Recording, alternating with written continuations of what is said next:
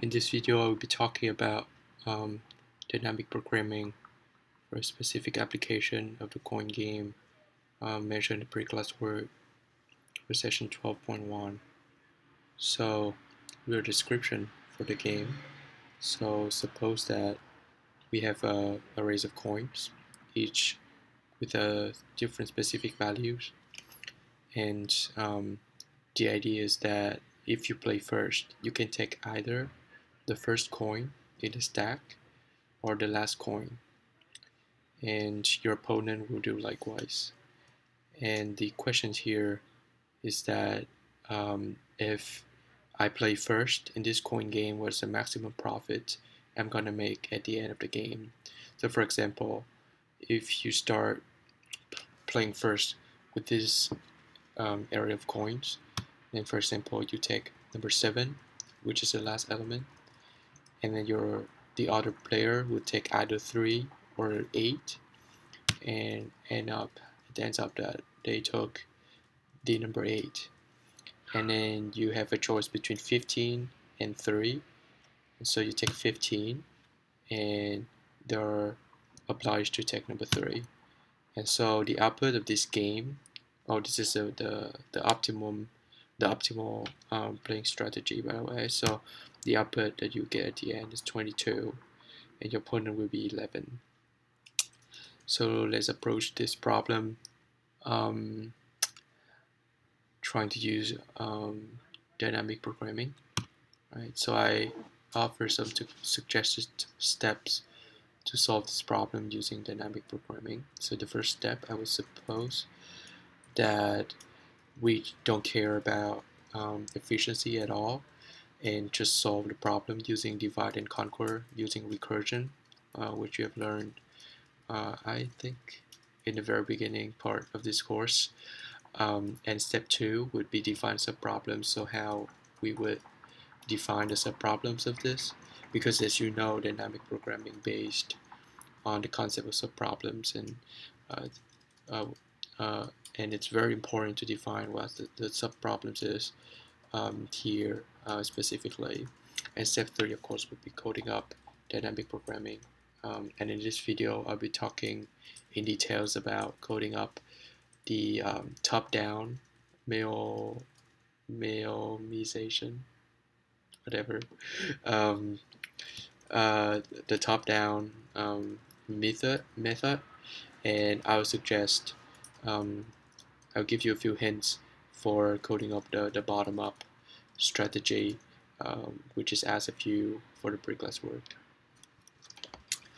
So now let's step back a little bit and see what are the possibilities of this specific problem. So suppose that you're given an array of coins 8, 15, 3, and 7, and you have there'll be two options, right? So you either take the first element, which is coin 8, and it would leave the components with an array of 3 coin, 15, 3, 7, or you can take the last coin, which is 7, and then it would leave the other player with an array of 3 coins, 8, 15, and 3. And so now it will branch out a little bit. So your opponent cannot retake the first element of this array, which is shown to them, so they can take 15 out of it, and you will be given an array of coins of 3 and 7. Or in the other case, your opponent can take the last element, which is 7, and you will be dealing with 15 and 3, which is here. And here, if you take 3, which is the first element of the array that you are end up with, then your final output, if you trace all the orange square, would be 11. And here, if you take the last element 7, your output would be 8 and 7. All right, is all the coins you took ended up being 15, and so on and so forth. So just print out the tree just to get an idea of it. However, there's a very important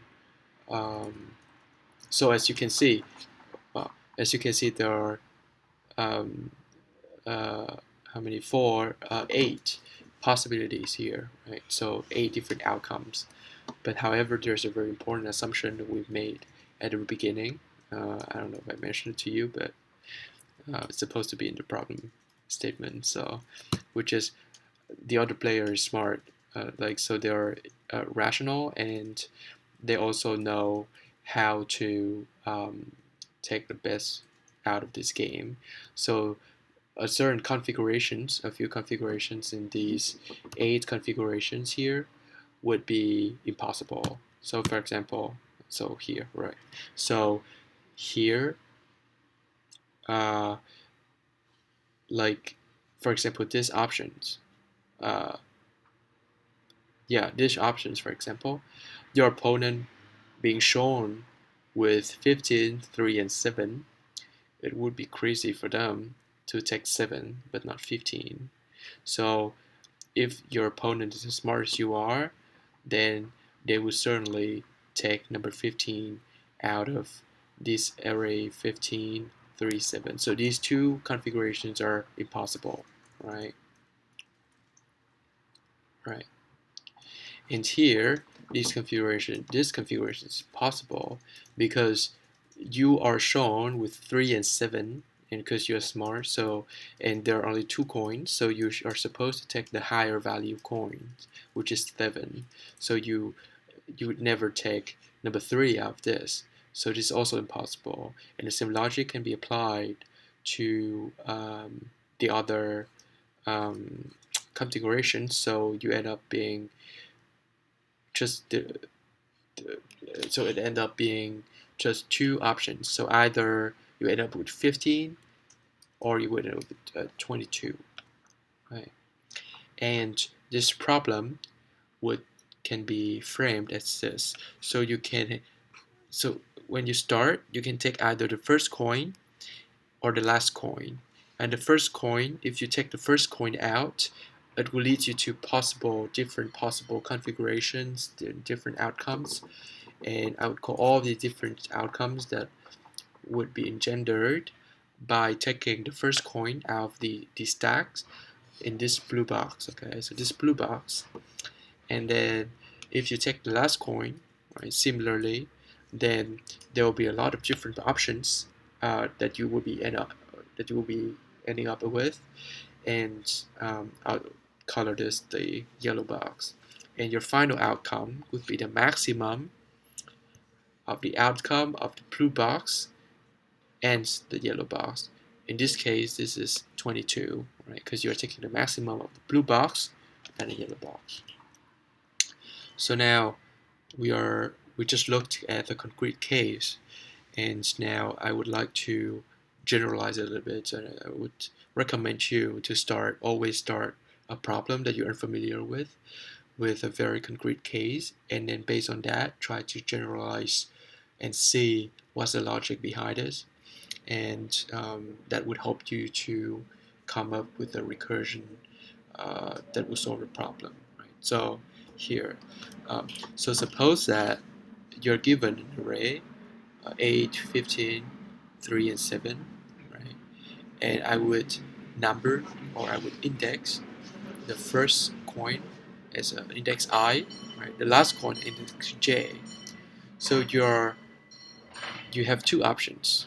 The first option is to take index I, which is number 8, out, or the second option is to take index J, which is number 7, out, right?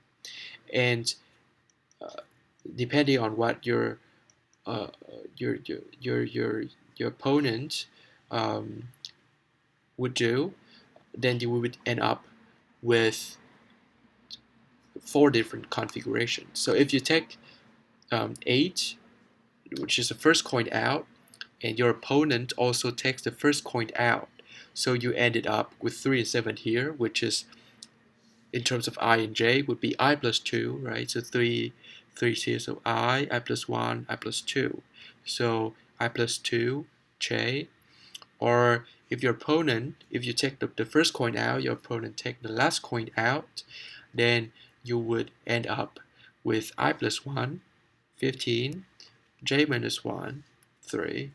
And you can do Similarly, for the case where you would take the last coin out, which is 7, so J, if you take J out, you'll be shown with two other options, which is I plus 1 to J minus 1, or I to J minus 2.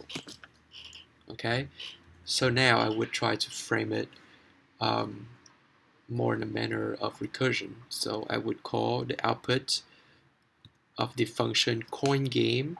So the output of the function coin game, there would be two arguments, I and j. So I would be the starting index of that array, and j would be the last index of that array. So coin game ij over here would output the maximum profit of playing this game if you're given an array starting from I to j, right? And if you follow through this path, for example here, then this would represent coin game in the case that you're given an array from I plus 2 to j, and I would call the outcome A, right? And here's the outcome that you are dealing with, um, the array from I plus 1 to j minus 1. So, and this is outcome B, likewise for D and E. Okay. So now where's the interesting part comes in? Because, so I would ask what is the, so I told you earlier, and we're reasoning through earlier, that the output of coin game ij would be the maximum of the blue box and the yellow box, right? And now I would ask, what's the value of the blue box? So the value of the blue box, of course, will start with 8, because that's the coin that you already took for yourself. So that's I call CI, so the coin I, right? And here you will be shown with two different options, right? And what would you choose, or what value should you choose between coin game I plus 2j and coin game I plus 1 j minus 1? Right? And this is where the important assumption of the smart player comes in.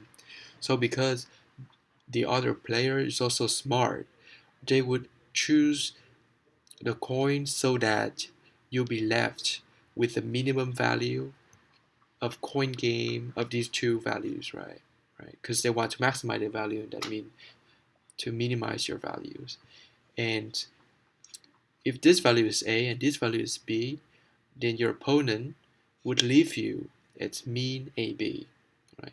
And as a result, and you can trace back further if you have more coins in your stacks, of course.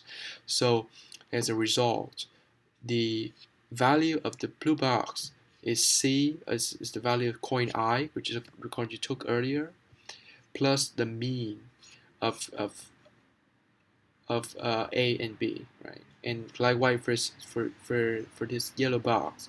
So if you follow through, then your opponents also leave you with the minimum of these two values, minimum D and E, and of course because you already drew the coin J, so it's already the value. And now it looks like a little bit like a recursion problem, right? So you have coin game ij, and you broke the problem into smaller problems, shorter arrays, and then you repeatedly or recursively call this coin game function inside of the coin game function, as you've learned previously. So now we step back. No, okay, so jump right in to solve the problem. So step 1 would be conquer and divide. And here I offer you with a code. So explain a little bit. So coin game, so you input an array of coins, right? An array with coins value. I, which is the starting index, and j, which is the last index.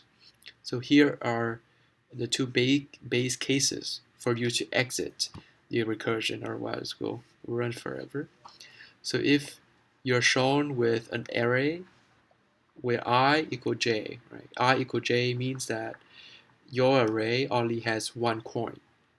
What would you return if you are shown with an array that have only one coin? Then you have only one choice, which is taking that coin out. So you would return the value of that specific coin that you're shown, right? And so that's the first base case. The second base case would be if you're shown with an array with two elements. So j equal I plus 1, right? So the last array is equal to the last index is equal to the starting index plus 1. Then if you're smart, then you would choose the maximum of these two values.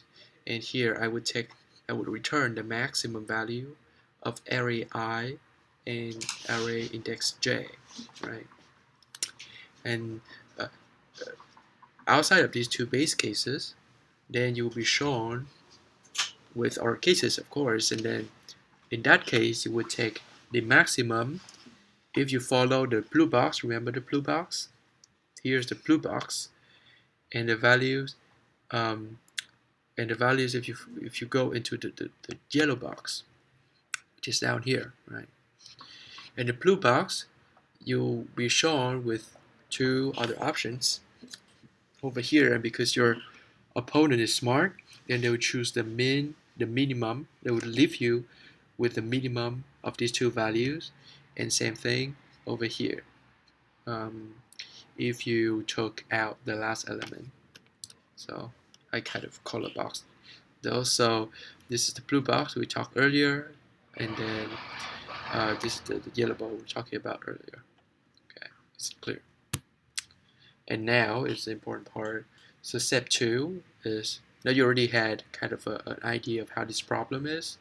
Now you would determine the subproblems, and it's very important because there are a lot of degree of freedom actually. So when you're shown with a problem, then there will be different way to define subproblems, and some way of defining would be harder to code up than others, and some are impossible to code up. So it's very important with dynamic programming, right? So let us go back to the earlier diagram. So in this diagram, you'll see, so I would suggest, well, maybe a different way, but from this diagram, it seems like a leading question, but I would suggest the subproblem is the output is the array, right? The output of the array that has index I to index j. So this is the problem, coin game ij, and it has 4 subproblems. Coin game, this subproblem, this subproblem, this subproblem, and this subproblem, right? So very good. So I would first of all define subproblem is the maximum return for an array of coins running from I to j. That's the first point. However, with dynamic programming, you have to check 2 other conditions. The first condition is it exhibit, does it exhibit suboptimal structure? If you remember suboptimal structure, it means that your optimum would depend on the optima of the subproblem. And yes, here. So the optimal solution of coin game ij would depend on the optimal solution of coin game I plus 2 j, coin game I plus 1 j minus 1, and so forth and so forth. So yes, it does exhibit suboptimal structure. Now the second condition is overlapping subproblems. So you have to determine if the subproblems overlapped. So in other words, you have to determine if you have to compute a subproblem over and over again.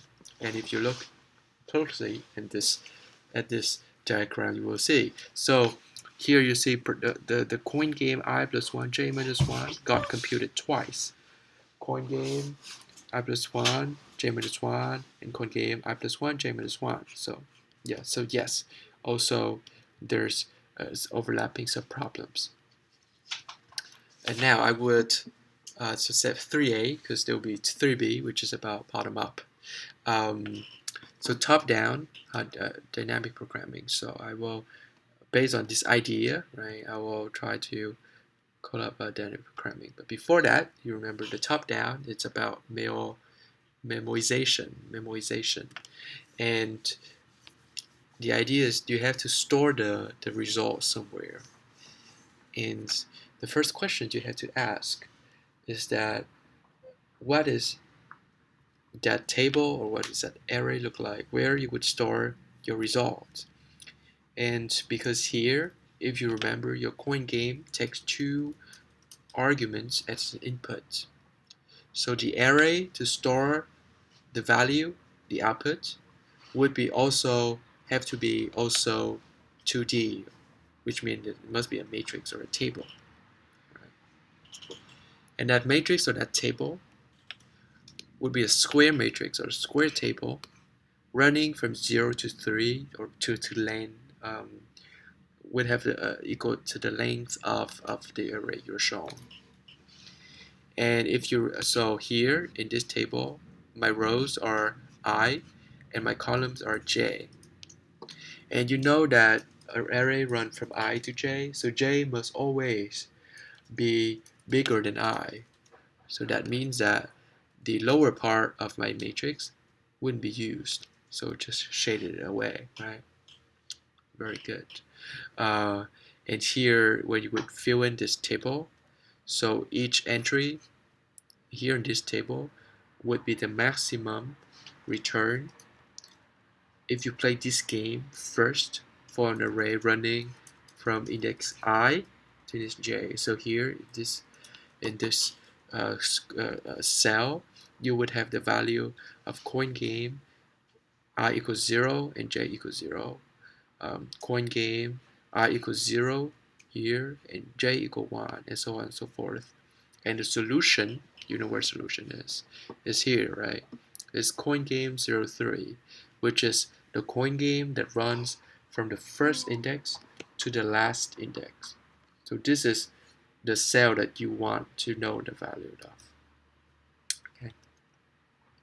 And here I would modify the recursion. So if you recall, this is the recursion solution I showed you earlier. And I would modify this to accommodate for, I call it cache, which is the storage of the value that you already computed, right? And so this is the original code. And first, the very first step is that when you're given an input, you have to check if the cache or your table already had that value. So this is these lines, right? Which says that if these values in your cache already bigger or equal to 0, then you return that value specifically because you already computed it, right? And here are the two base cases. So if your I equal your J, and of course, and that value is not recorded in your cache yet, you recorded that value, right? You recorded that value in the cache and then return that value over here. And there's a second base case, and you do likewise for the general case. So I put an etc. here for you to work a little bit. It's good. And now I would suggest now we already had dynamic programming, top-down memorization, and that probably is enough, right? Sufficient. But you're asked to code up a bottom-up solution for it. And from my experience, I think the bottom-up is more straightforward and easier to debug. And the idea of bottom-up, as you recall, is that we would try to build from the smaller subproblems, right? Before you go from the biggest subproblem and you go down the ladder. And the idea of bottom up is that you start down the ladder and you increase the size of your subproblems until you get the solution you want, right? Okay, so we'll use the same table to memorize, I don't know, the solutions, right? But here, the tricky part of bottom up is you not only have to determine the right subproblems, but you also have to determine the ranking of the subproblem, namely how you would define if a subproblem is smaller than another subproblem. And this is tricky questions. So suppose that I have this table that I gave it to you. Now how would you fill up this table? Right. The first and very obvious answer is to loop through from left to right, when you run out of cell, you go to the next line. So for I in range of length array, and for j in range of length array, so you feel like this: coin 0, 0, 0, 1, 0, 2, and then you reach your solution in 4 steps, right? But step back a little bit. We have to think if this is possible, right? So now, suppose that you are at cell 0, 2. So the idea bottom up is that for a given subproblem, you already have enough materials to calculate the specific subproblem. So if you don't have enough materials to calculate that subproblem, then the way you define the ranking of your subproblem is not good, right? So now suppose that you already feel coin game 0, 0, which is one of our base case, so it's very straightforward, or coin game 0, 1, which is also one of our base cases, so very straightforward. Now, if you are at cell 0, 2, what would you do? And this is the time to look back to our recursion code earlier, divide and conquer, right? Conquer, divide and conquer.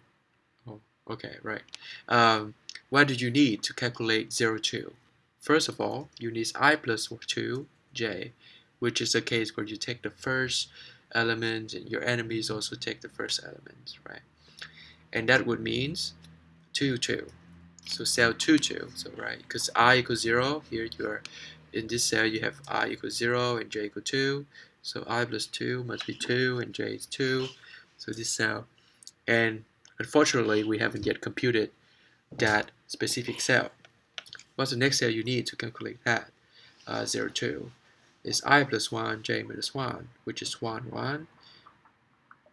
We haven't yet either computed that specific cell. What about the last one? Is I and j minus 1, which is 0, 1. Okay, so in this case, fortunately, we already computed 0 and 1. However, you see, out of these 3 cases, there's only one case that we already had the information about. But all the 2, we don't have the information yet. And that means that this way of filling up or of ranking the subproblem is not right. It's not feasible. Okay. So there's another consideration I would suggest. Maybe you may have a better idea, but one of the ideas is to be based on the length of the subproblems, right? And what does that mean? Maybe you already guess what that means, but I'll just explain a little bit just to be sure. So we would start with the length of the subproblem. So we'll start with an array of length 0, of length 1. Of length 0. Yeah, of length 0. Of length 1. Anyways, of length 0, of length 1, yes. Which means that your j and I are the same, right? So your elements only has one, your array only has 1 coin, right? And that would mean that you would fill up this diagonal, right? And this is the base case, so you don't need to need any other information. So coin k of 0, 0 would be the value of that array at 0. Coin k of 1, 1 would be the value of that array at 1. Blah blah blah blah. So this is the first length of subproblems that we consider. Next, we fill up length equal 2, which means that j minus I equal 1. So you would fill up coin game 0, 1, coin game 1, 2, and coin game 2, 3. So another diagonal, right?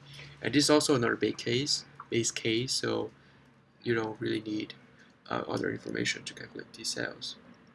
And and next you calculate the subarray with length 3. So 0, 2, coin game 0, 2 subarray. And in order to calculate this, we already seen that we need this, we already have it. And we need this, we already have it also.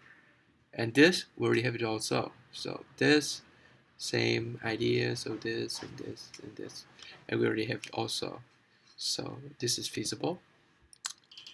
And then finally, we bridge to coin game 03 using other information. And we also have enough information to register the problem. So again, we would fill up diagonally our table. So starting from length 0, from length 1, length 2, length 3, and the final list. Or yeah, you can increase the complexity if your array is larger. Okay, so this is a little hint for you to code up your bottom-up solution, and I hope it's helpful. And it might be also helpful to spend a little time thinking through the recursion that I showed you a couple of slides earlier. That's very important that you come up with the recursion on your own, because that would be the foundation for either the top-down or bottom-up solution. And I hope this video is helpful. Thank you.